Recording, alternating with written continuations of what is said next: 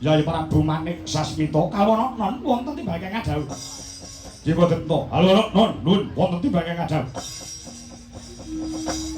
Dina samangko para Pandhawa kaya robot tak perintah ngalor ya ngalor ngidul ya ngidul.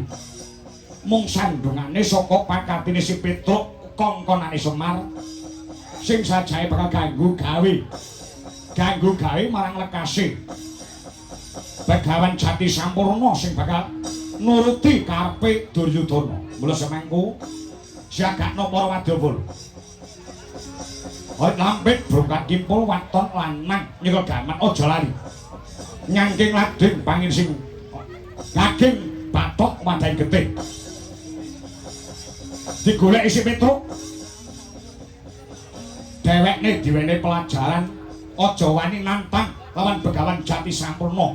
Pendhita kang pinomong dening para dewa. Wah iya. Sendika ngestaken dawuh. Nggih boten to, non wonten tibaking dawuh. Siagakna para wadya balang. Dina samangkuk ketemu kelawan Petruk, tabrak dung banteng.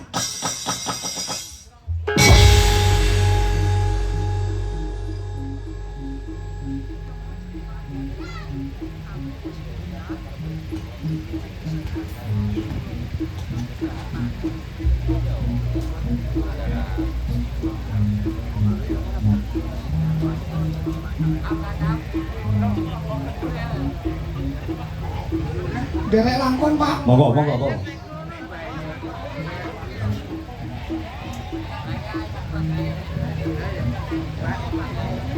Siji apa loro?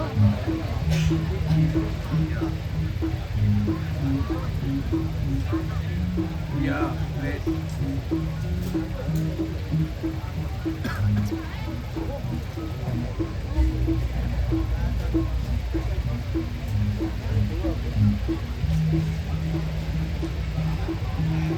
Assalamualaikum. Waalaikumsalam.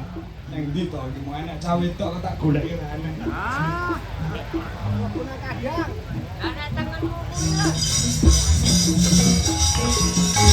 Oh!